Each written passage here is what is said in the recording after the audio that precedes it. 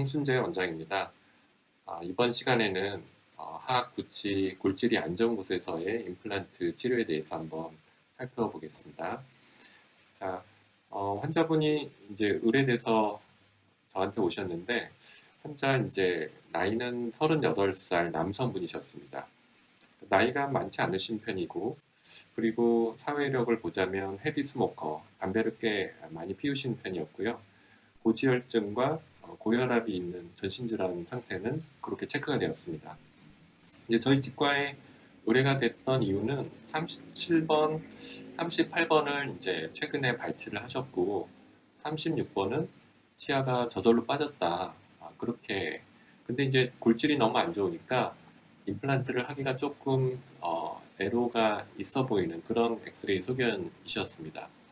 자, 입안 상태를 보게 되면 지금 전체적으로 봤을 때 치아 좀 마모가 많이 오셨고 치경부 파임, 서비칼 아프렉션이 곳곳에 보이는 걸로 봐서 파라펑셔널 헤빗이 좀 있지 않을까. 그리고 볼살에도 보면 바이트 마크가 뚜렷이 보여서 클렌칭도 좀 있는 것 같고 그런 교합적인 특징을 갖고 계셨습니다. 얼굴도 좀 다부진 그런 얼굴 상태셨는데 지금 이제 36, 7번이 치아가 상실돼서 이제 임플란트가 필요한 그런 상태가 보이고 있고요.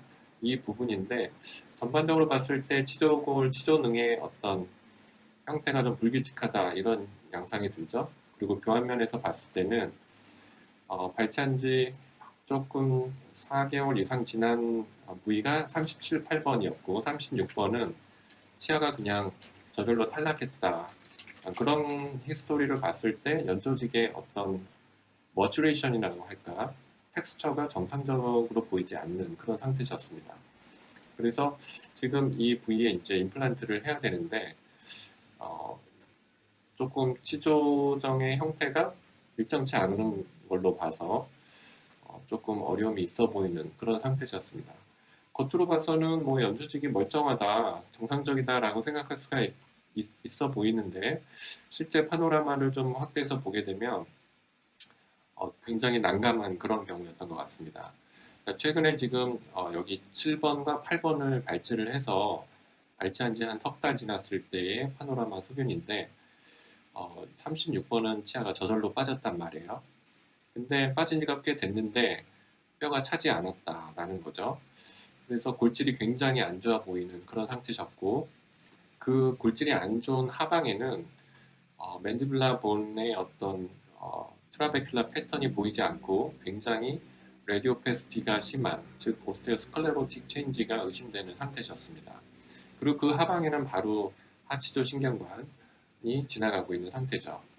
자, 그래서 이 상태에서 이제 임플란트를 6번과 7번 부위에 두 개를 심어서 대구치 두 개를 회복을 해야 좌측으로 기능적 저장을 우리가 회복시켜 줄 수가 있겠는데 정밀한 상태를 보기 위해서 이제 콤빔 CT를 촬영을 했습니다. 그래서 여기가 36번 부위인데 36번 부위를 보면 골수강이 이제 하방에는 스클레로틱 체인지로 굉장히 컴팩트한 그런 느낌이었고 상방은 완전히 연조직으로 채워져 있는 덴시티를 보이고 있었습니다. 그래서 골질이 굉장히 대조적인 그런 모습을 보이고 있었고요. 그리고 협측에 보면 지금 엑시알 커팅에서 스카우뷰에서 보면 협측에 이렇게 페네스트레이션, 즉 구멍이 나 있는 거죠. 그래서 협측에 예전에 피스출라 같은 게 있지 않았을까 이렇게 추정해 볼 수 있는 그런 덴시티였습니다. 자, 요거는 36번에서 약간 후방 쪽이 되겠고요. 방금 말씀드린 그런 비슷한 소견입니다. 굉장히 연조직 덴시티의 상방 부위와 하방에는 오스테오스클레로틱 체인지를 보이고 있는 대조적인 골질을 보이고 있었고요. 자, 요거는 이제 37번 자리가 되겠습니다. 37번은 발치한 지 석 달이 됐는데 글쎄요, 발치를 했을 때 석 달이 되면 어느 정도 뼈가 차는 그런 조짐을 보여야 되는데 사실 그런 느낌을 CT에서 보기엔 좀 어려운 상태였습니다. 뒤쪽으로 가서 이제 사랑니 있던 자리도 마찬가지인데 사랑니 쪽은 사실은 뭐 충치가 있거나 그런 부위가 아니기 때문에 석 달 정도 지나면 더 뼈가 차야 되는 그런 뭔가의 변화가 보여야 되는데 그런 게 전혀 없이 연조직으로만 채워져 있는 그런 상태였습니다.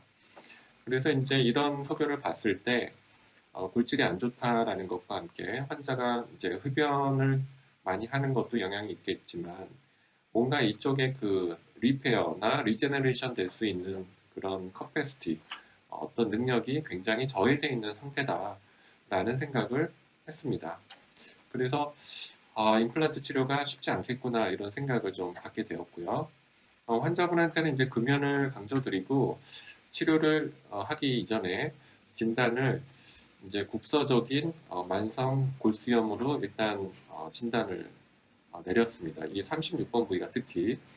그래서 골수의 어떤, 골수라는 거는 이제 우리 몸에서 조혈세포도 만들고 조직의 어떤 재생이나 리페어하는 그런 셀들이 거기서 이제 계속 분해가 돼서 나오고 조직을 좋게 이렇게 생성할 수 있는 그런 소스가 되는 세포들이 있는 곳인데, 그런 것들이 모두 이제 어떻게 보면 파괴되어 있는 그런 상태다라고 생각이 들었어요. 그래서 치료 계획을 잡을 때 이 부위에 임플란트를 바로 심는 것은 상당히 곤란하겠다라는 생각을 했고요.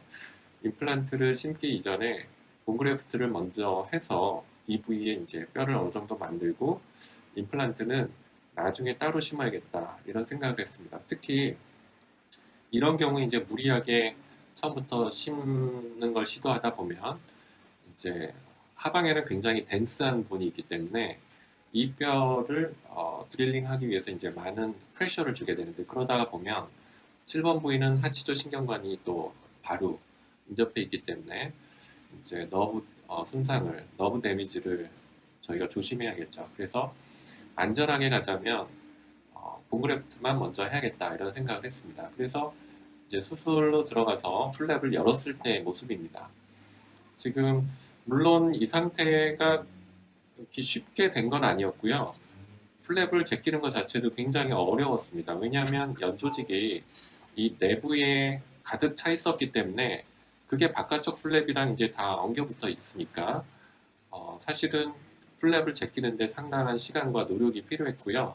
지금 보시는 이 상태는 플랩을 깔끔하게 제낀 후에 내부에 있는 본 디펙트에 있는 뭔가 연조직들, 고라되지 않고 남아있는 물컹물컹한 이런 염증성 연조직이 36번 부위에 있었고 7, 8번 부위에도 약간 그런 느낌의 연조직들이 있었습니다. 그래서 그런 것들을 싹 깨끗하게 제거를 한 후의 모습이 되겠습니다. 이 상태를 보게 되면 버컬에 있는 코리칼 본은 굉장히 얇은 그런 상태였고요. 지금 앞서 말씀드린 예전에 피스툴라 디펙트가 의심됐다라고 하는 부위에 페너스트레이션 디펙트가 보였습니다. 그리고 그 상방에는 얇은 그 코리칼 플레이트가 브릿지처럼 남아 있었어요.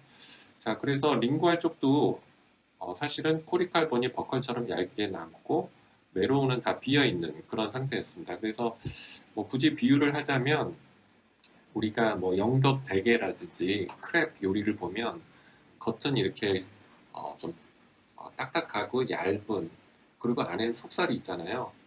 근데 그 속살을 싹 빼고 난 껍질만 남은 상태, 그 상태 같은 느낌이었습니다. 그래서 이 상태를 보고 사실 이런 경우를 만나는 게 뭐 흔치는 않은 일인데 참 어떻게 보면 좀 당황스러운 그런 상태였습니다.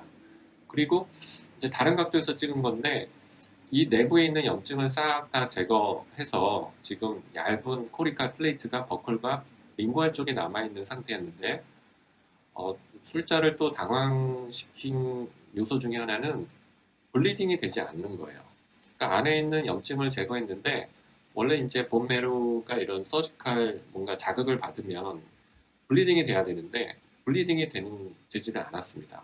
액티브한 블리딩이 없다라는 거는 이쪽에 로컬 블러드 서플라이가 굉장히 좋지 않다라는 얘기죠. 이 협측의 이런 것들은 이제 협측의 연조직에 있는 골망에서 나오는 블리딩인데 이런 상태로 봐서는 굉장히 이쪽에 뭔가 바이올로직한 컨디션이 좋지 않다라는 생각을 하게 됐습니다. 그래서 이제 이런 것들을 이제 극복해야 되기 때문에 이제 PRF를 이제 고려를 해서 지금은 그 쇼크론의 APRF에다가 고리식제를 지금 보면 더 그라프트 이제 아노가닉 포르사인 본 미네랄인데 요거를 조합해서 이렇게 결화시킨 모습이 되겠습니다. 그리고 이제 자가골도 뒤쪽에서 일부 뗐는데 워낙 디펙트가 크기 때문에 이 디펙트 뒤쪽에서 얻을 수 있는 그 자가골은 상당히 제한적이었습니다. 그래서 더군다나 약간 좀 고심이 됐고요. 그래서 이런 결화된 골 이식제를 사용을 해서 본그래프트를 이제 저 매로우 디펙트에다가 이제 넣기로 그렇게 했습니다. 이때 조금 한 가지 생각해 볼 점이 이제 여기에 채워 넣는 뼈는 어떤 뼈가 좋을까에 대한 고민이었어요. 사실 저런 디펙트에 뼈 이식제를 가득 채워 넣는데 예를 들어서 리모델링이 전혀 되지 않는 그런 예를 들면 HA 계열의 합성골이라든지 이종골, 제노그라프트 머티리얼 중에도 이제 수십 년이 지나도 리모델링이 되지 않고 그대로 있는 것이 리포트되어 있는 이제 메이저 회사들의 그런 본그래프트 머티리얼들이 있죠. 그런 것들은 사실 여기다 꽉 채워놓고 임플란트를 심었을 때 이제 호스트 본으로 리플레이스 돼 줘야 되는 어떤 본 매로우의 성격상 부합되지 않고 약간 걱정이 되는 측면이 있었습니다. 그래서 사실 본그래프트 머티리얼도 지금 자가골을 그래서 좀 더 깊숙한 쪽에는 호스트본과 접촉할 수 있는 부분은 자가골을 이용해서 넣고 그걸로 다 해결할 수 없기 때문에 사실은 동전골이나 동전골과 유사한 성격을 갖고 있는 예를 들면 더그라프트는 리모델링에 순응하는 그런 성격을 갖고 있는 제가 알고 있는 그런 이종골이에요. 지노그라프트 중에 이런 식으로 리모델링에 순응하는 사각동에 넣어보면 마치 동전골과 유사한 그런 리모델링 패턴을 갖고 볼륨을 유지하는 쪽보다는 호스트본으로 리플레이스 되고 시간에 따라서 이제 자기 뼈처럼 변화하는 그런 리모델링 패턴을 좀 갖고 있거든요. 그래서 이제 선택을 하게 됐습니다. 그래서 이제 그런 것들을 이제 내부에 자가골을 먼저 넣고 자가골은 사실 뒤쪽에 어센딩 레이무스 쪽에서 이렇게 이제 자가골을 살짝 대패처럼 혹은 우리가 인사동에 가면 울릉도 호박역 같은 것들을 이렇게 긁어서 이렇게 파는 그런 간식이 있죠. 길거리 간식인데 그런 것처럼 이제 피질골을 긁어서 얻는 거기 때문에 걔네들은 조금 하방 쪽에 얻어서 넣습니다. 그리고 위에는 지금 더 그라프트라는 제노제닉 본을 넣고 PRF에 이제 그리고 이제 PRF랑 어떤 반응하는 그런 것도 중요한데 워낙 이 더그라프트가 갖고 있는 어떤 친수성, 하이드로필리시티가 워낙 뛰어나기 때문에 믹스를 하더라도 결화를 얻어내서 이렇게 스티키본 테크닉이라고 하는 볼리식제의 어떤 성상을 얻어내는데 특히 장점이 있어서 그런 점을 좀 이용을 하고자 했습니다. 그래서 내부에 충분히 채워넣고 그 다음에 이제 차단막, 멤브레인을 어떻게 사용할 것인가에 대한 생각을 좀 해볼 필요가 있는데 이때는 저는 PRF를 짜서 얇은 막처럼 즉 피브린의 어떤 네트워크 메쉬로만 이루어져 있는 그런 PRF 멤브레인만 사용했습니다. 그 이유는 사실 저는 멤브레인이라는 거는 고리식제의 어떤 3차원적인 안정성, 움직이지 않게 하고 그 범위를 제한하고 그 형태를 잡아주고 그리고 상부에 있는 연조직은 우리가 오랄 펑션을 할 때 움직임이 있는데 그런 움직임으로부터 디커플링을 해주는 게 차단막의 역할이지 뭐 파이브로블라스트가 한 마리도 침투하지 못하게 하는 그런 과거의 이론은 이제는 아니다라고 생각을 합니다. 그래서 지금의 디펙트는 사실은 제가 아까 비유로 그런 크랩 요리에서 속살만 빼고 껍질만 남은 거라고 말씀드렸잖아요. 그러니까 여기다가 채워넣는 고리식재가 움직임이 있을 가능성은 거의 없지 않을까. 그러니까 완전히 밥 공기에 밥을 담은 것처럼 고리식재가 그대로 담겨져 있는 상태가 유지될 수 있는 디펙트이기 때문에 그런 디펙트를 우리가 셀프 컨테인드 디펙트라고 부르는데 가장 일반적으로 만나는 디펙트는 발치화가 되겠죠. 근데 지금은 발치화는 아니지만 굉장히 셀프 컨테인드 디펙트로서 큰 디펙트였습니다. 그래서 PRF 멤브레인만으로도 고리식재의 안정성이 유지될 수 있지 않을까 생각해서 오히려 상방에 있는 연조직이 힐링이 잘 되게끔 연조직의 힐링을 조금 촉진시키고 그런데 긍정적인 자극을 줄 수 있는 게 이 PRF가 갖고 있는 장점이죠. 여기에 있는 많은 그로스 팩터나 사이토카인들이 연조직에는 긍정적인 자극을 준다라는 것들이 입증이 돼 있기 때문에 그래서 이제 그렇게 PRF 멤브레인만 디펙트 상방에 여러 겹 깔아주고 뒤쪽에는 자가고를 채취한 부위입니다. 오토맥스 드릴이라고 저속으로 회전을 해서 자가고를 얻었던 부위인데 이런 부위는 이제 알아서 힐링이 되겠죠. 그렇게 해서 봉합을 했습니다. 이제 봉합을 할 때는 이 운드가 벌어지면 안 되기 때문에 충분히 이버팅이 되고 패시브한 클로저를 얻게끔 수술을 했어요. 그래서 나중에 기회가 되면 말씀을 드리겠지만 링구알 쪽에 어떤 인시전 디자인이나 판막 거상 그리고 이쪽에 수프라 마일로하이드 머슬 레이어를 이제 박리를 해서 링구알 플랩이 패시브하게 코로날로 늘어날 수 있게끔 해줘서 버컬 플랩만 당겨서 꼬매지 않게끔 이렇게 해서 봉합을 마무리를 했습니다. 그래서 이버팅이 되어 있는 모습이 되겠고요. 앞쪽에는 수직 절개를 주지 않고 거의 엔벨럽 플랩 정도로 형성을 했고 뒤쪽에서 오블릭하게 인시전을 줘서 시야와 어프로치를 확보를 했습니다. 자, 이렇게 하고 난 수술 직후에 찍은 OPG입니다. 보시면 지금 내부의 디펙트에 자가골이 많이 들어간 부위는 레디오 패시티가 좀 떨어지는 그런 양상을 그대로 있고요. 상방에 들어가 있는 이런 레디오 덴시티들을 보이는 머티리얼들은 이제 더 그라프트라고 하는 홀사인 오리진의 제노제닉 본 그래프트가 되겠습니다. 뒤쪽에 오토지네스 본을 하베스팅 했던 부위의 디펙트는 이렇게 보이고 있고요. 자, 이렇게 해서 이제 수술을 마치고 2주가 됐을 때 힐링이 된 모습입니다. 보면 특별한 이상이 없이 잘 아물었고요. 이 상태에서 이제 스티치 리무버를 하고 충분히 기다리기로 했습니다. 그래서 이제 5개월을 기다렸습니다.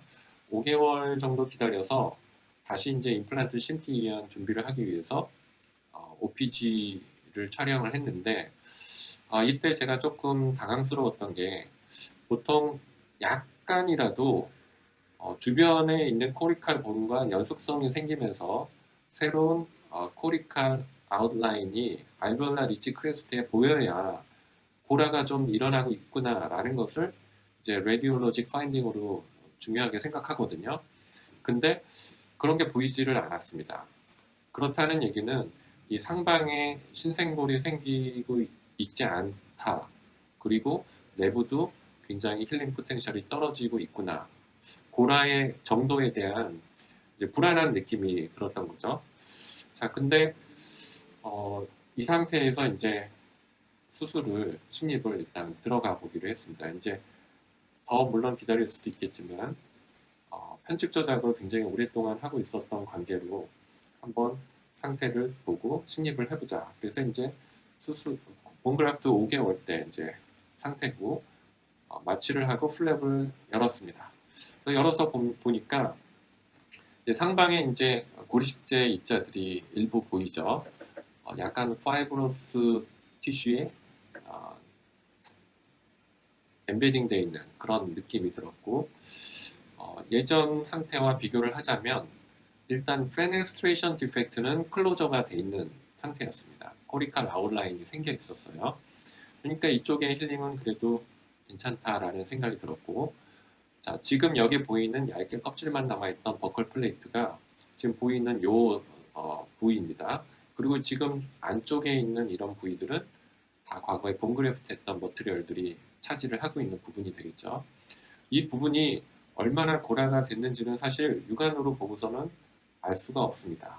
혹자는 프로브를 찔러봐서 단단한지를 보고 뼈가 잘 됐다 안 됐다라고 판단을 한다고 하지만 사실 우분본인 경우는 프로브로 찌르면 다 들어갑니다. 우분본이기 때문에 아직 머추레이션이 안 돼 있고 코리칼 아웃라인이 생기려면 기능적 자극을 받아야지 생기기 때문에 사실 찔러봐서 그게 뼈가 됐는지 안 됐는지 확신할 수는 없는 거죠. 참고만 할 뿐이지.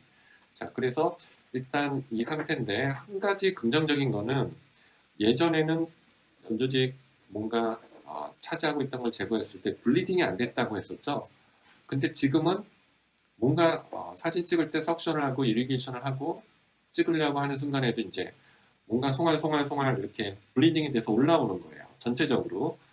이런 것들은 이제 그 부위에 베슬들이 어느 정도 들어와서 예전보다는 좀 나아졌구나라는 것을 간접적으로 추정할 수 있는 사인들이죠.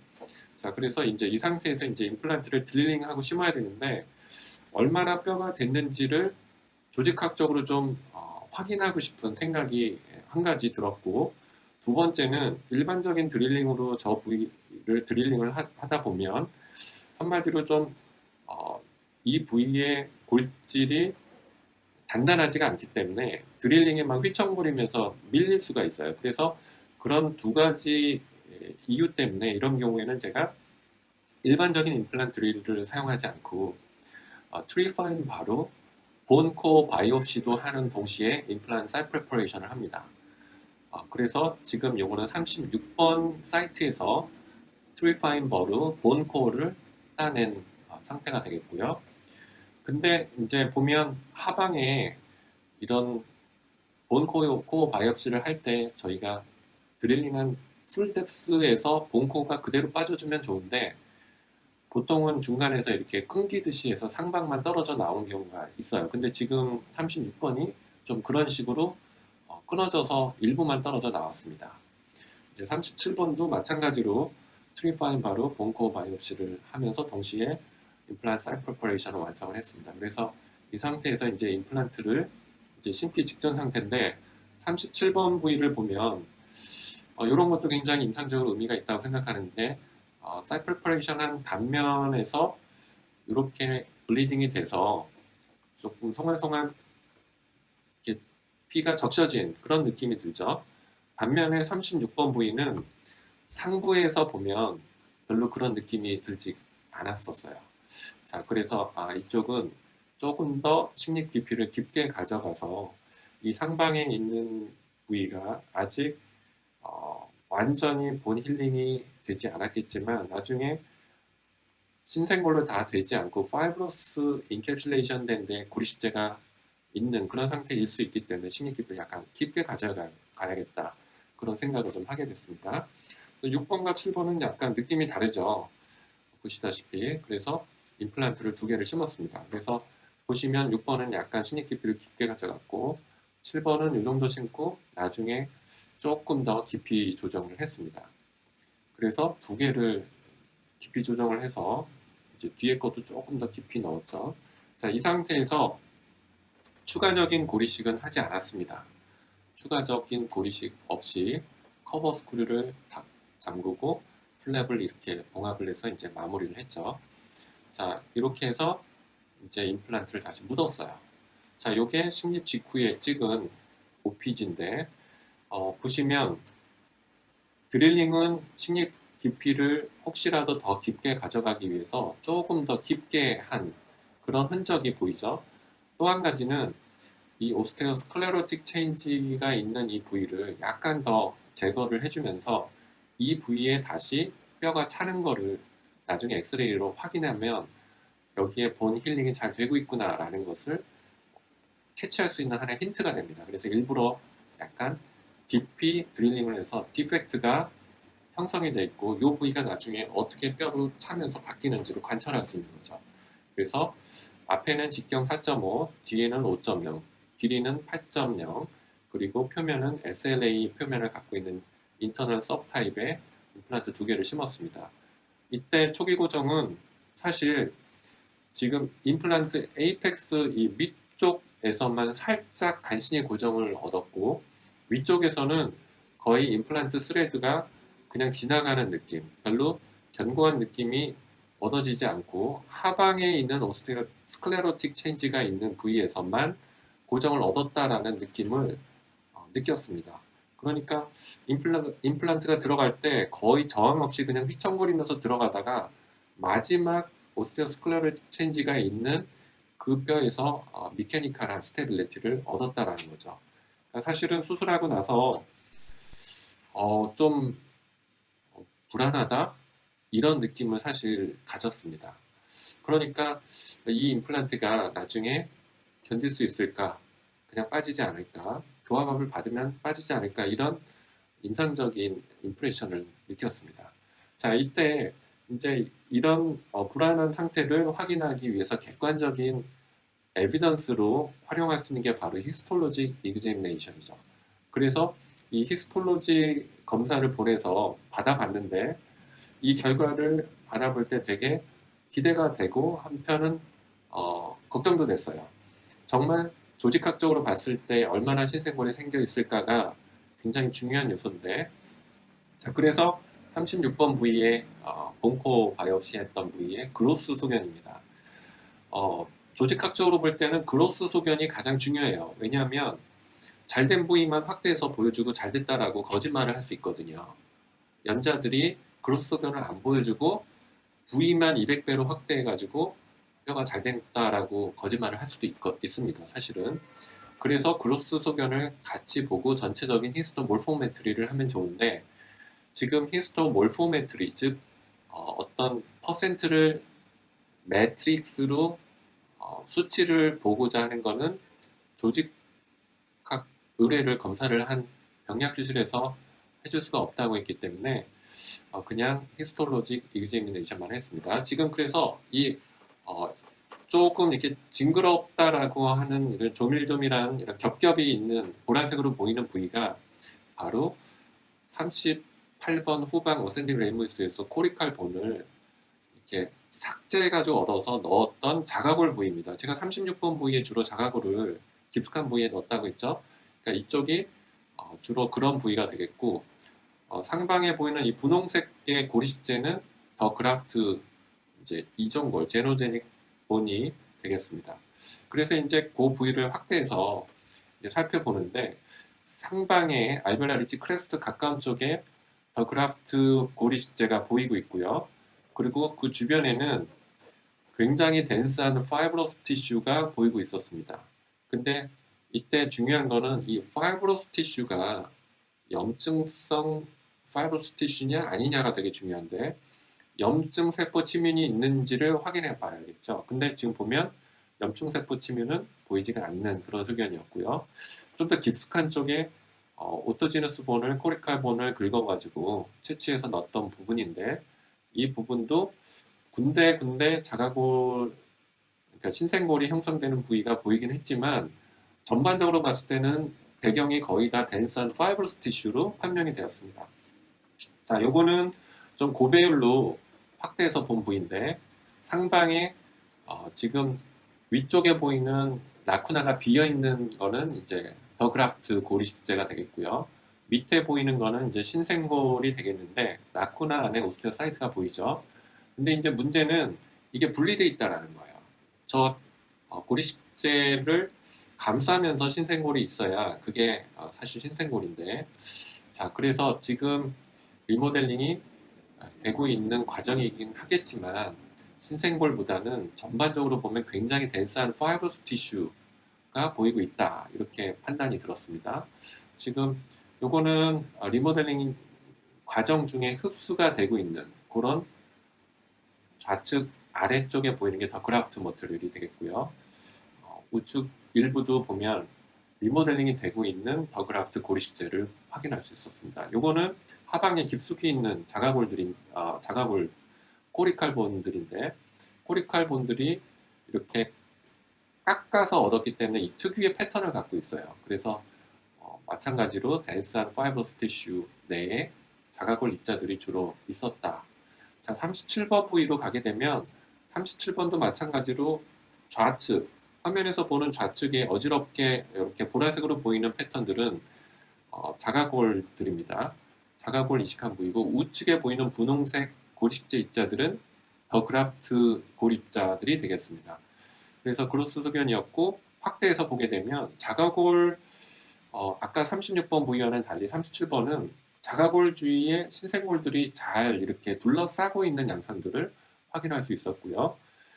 상방에 더 그라프트 고리식재가 있는 부위는 하방의 깊은 자가골에 비해서는 조금 적은 신생골들이 관찰이 되고 있었고, 대부분은 덴스한 파이브러스 티슈가 감싸고 있는 그런 양상이었습니다. 그 경계 부위를 보고 있는 거고요. 좀 더 확대해서 보게 되면 지금 요거는 굉장히 확대한 배율인데 지금 보라색으로 보이는 것들이 전부 오토지너스 본을 이렇게 얻어서 그래프트했던 부위고 약간 그거보다 분홍색에 가까운 쪽에 보이는 것들이 신생골입니다. 그래서 좌측 하단에 보면 신생골 라쿠나 안에 오스테오사이트들이 보이죠. 그래서 여기는 조금 신생골들이 그동안 많이 자라 들어온 그런 긍정적인 양상을 관찰을 했어요. 확대 보면 지금 라쿠나 안에 이렇게 오스테오사이트들이 보이는데 저런 보라색의 오토지너스 본 주위를 신생골들이 감싸면서 고라가 되고 있는 그런 양상들을 확인할 수 있었습니다. 자, 상방 쪽에 가보면 지금 이게 바로 더 그라프트가 조금 이렇게 보이고 있고 더 그라프트를 감싸면서 신생골이 형성되어 있는 그런 부위를 보여주고 있습니다. 하지만 주변에 보면 혈관도 보이고 하지만 대부분은 덴스한 파이브러스 티슈로 되어 있었죠. 그래서 고배율로 확대해 본 건데 신생골이 보이고 신생골이 지금 더 그라프트 고리식재 머티리얼들을 둘러싸고 있는 모습입니다. 하지만 전반적으로 봤을 때는 주로 덴스한 파이브러스 티슈로 되어 있다. 이렇게 판단이 들었어요. 마찬가지 소견입니다. 자, 여기는 이제 경계 부위예요. 우측이 더 그라프트, 좌측은 자가골을 본그라프트한 그 경계 부위쯤 되는 부위에 확대한 모습인데 아무래도 자가골 쪽에가 더 신생골이 더 잘 형성되고 있다라는 것을 알 수 있었던 그런 소견이 되겠습니다. 자, 어쨌거나 이런 것들을 받아봤을 때 37번 쪽은 좀 긍정적인데 36번 쪽은 조금 개인적으로 솔직히 얘기하면 좀 실망스러운 결과였어요. 역시 이전에 거기 치아가 저절로 빠졌다라는 얘기는 염증성 유가조직을 제거하지 않고 그런 염증성 유가조직이 그동안 거의 뭐 수개월 내지 1년 넘게 있었더라도 고라가 되지 않았을 뿐만 아니라 오히려 고라를 저해하고 있었구나. 그 여파가 지금 이런 히스토로직 파인딩으로 나타났다라고 생각이 들었죠. 자, 이제 3개월이 지나서 보철을 하게 됐는데 자, 이때 보철을 할 때 과연 보철을 해서 교합압을 받으면 견딜 수 있을까가 또 걱정스럽죠. 그래서 이때 참고할 수 있는 것 중에 하나가 오스텔 멘토를 측정하는 겁니다. 그래서 ISQ 밸류를 재봤는데 뒤쪽에 37번 부위가 81과 83이 나왔어요. 하나는 미지아, 하나는 버커렌스 된 겁니다. 36번은 둘 다 79, 79가 나왔습니다. 자, ISQ 밸류는 히스톨로직 파인딩과는 달리 두 개가 거의 유사한 레인지에서 측정이 됐어요. 이거는 좋은 수치로 나타났다는 것은 그만큼 마음이 놓인다라는 거죠. 그리고 또 식립했을 때 당시에서 3개월이라는 시간이 지났기 때문에 그동안 뭔가 본이 새롭게 자라 들어오면서 임플란트 표면에서 미케니컬 스테빌리티를 좀 더 긍정적으로 이렇게 확인할 수 있는 그런 상태였습니다. 그래서 걱정 없이 저는 이런 인터널을 심지만 익스터널처럼 스크류 타입 보철을 하기 때문에 어벗을 인상 체득하는 날 바로 임플란트와 체결을 해야 됩니다. 35N으로 조여야 돼요. 그래서 조일 때에 앞에 36번 임플란트가 만약에 오스인티그레이션이 제대로 안 됐다라면 임플란트가 심지어 이렇게 삐끗하면서 살짝 돌거나 환자가 시큰해하면서 아프다고 표현을 하거나 그런 증상을 예상할 수 있는데 제가 여러 번 35N로 타이트닝을 했는데 그런 거는 다행히도 없었습니다. 그래서 이제 마음 놓고 인상을 떴죠. 그래서 인상을 뜨고 이제 보철물을 제작을 했습니다. 지금 보철물은 풀지르코니아 이제 모노 블럭이에요. 이제 비니어링 한 게 없이 그거를 다이렉트하게 티타늄 어버트먼트에 스크류 타입으로 고정을 하는 그런 타입입니다. 그래서 요 보철물을 이제 체결을 해서 보철물을 장착한 게 11개월 만입니다. 그러니까 처음 치료를 시작한 지 11개월 만에 그러니까 대략 5개월을 기다렸고 5개월 본그라프트 한 후에 5개월 만에 임플란트를 심고 5개월 심은 후에 이제 실제 보철물이 딱 들어간 거는 또 6개월가량이 걸렸던 거죠. 그 와중에 이제 2차 수술하고 기다리고 했던 시간이 있었습니다. 그래서 이제 11개월 만에 오클루잘 로딩을 받게 되는데, 자, 이때 파노라마를 보니까 여전히 임플란트 탑 부위의 어떤 라디오 덴시티는 라디오팩한 게 굉장히 떨어져 보였어요. 그러니까 사실 엑스레이 파인딩을 봤을 때는 예전에 히스톨로직 파인딩이 안 좋았을 때의 그런 느낌이 살짝 들면서 불안한 느낌이 들었습니다. 히스톨로지는 36번은 안 좋았고 37번은 조금 괜찮았는데, 어쨌거나 교합압을 받으면 아무래도 좀 또 걱정이 되죠. 자, 그래서 5주 때 체크업을 한 모습입니다. 그래서 그동안 5주 동안 환자는 정말 이쪽으로 마음껏 막 씹었다고 하셨고요. 흡연도 계속 하시는 상태였는데, 전반적으로 봤을 때 연조직 상태라든지 이런 거는 괜찮은 상태였습니다. 이때 이제 씹어보고 흔들어보고 교합점 체크하고 했을 때에 환자 불편함이 있었나 확인을 하는 건데 전혀 없었어요. 자, 그래서 이 상태에서 이제 그대로 긍정적으로 가겠구나 해서 계속 기능을 하게끔 환자분을 추적 관찰을 해서 10개월 됐을 때에 이제 한 번 더 체크를 하게 됐습니다. 이제 환자분이 그동안 팔로우업에 잘 응하지를 않으셨어요. 자기는 불편함이 없다. 그리고 직장인이기 때문에 시간 내기 어려워서. 그래서 사실 오클루잘 로딩을 10개월 받았으면 엑스레이 파인딩이 어땠을까가 사실 좀 궁금해졌습니다. 그래서 엑스레이를 다시 한번 찍어보게 됐어요. 그래서 찍어보니까 예전보다는 라디오 패스트가 상당히 증가된 그런 양상을 보였고, 드릴링을 좀 더 충분히 해서 오스테오스클레로틱 체인지가 있었던 부위에도 좀 더 뼈가 찬 것들이 두 개 다 관찰이 됐습니다. 이때가 이제 본그래프트 한 지 21개월이 됐을 때 거의 2년이 돼가는 시기였습니다. 그래서 이때도 이제 좀 한번 체크업을 해보자 해서, 이제 이런 스크류 타입은 보철물을 이제 조립을 해체하는 게 어렵지 않죠. 그래서 보철물을 해체해서 내부 상태를 확인한 모습이 되겠습니다. 연조직 상태도 비교적 건강한 모습을 갖추고 있었어요.